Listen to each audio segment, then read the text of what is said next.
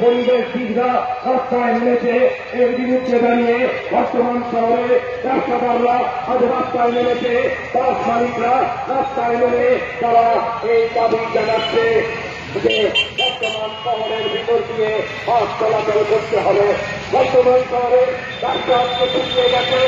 এই বর্তমানের পৌর প্রশাসন গোটা সিটি রোড এবং সিটি রোডের রাস্তাকে ভেঙে চুরমার করে দিয়েছে।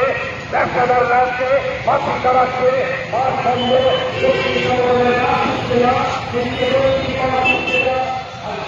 এই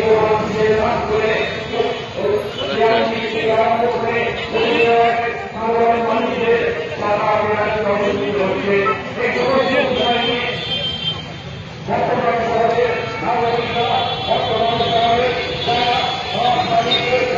বর্তমান শহরে যারা বিভিন্ন ব্যবসা রয়েছে তারা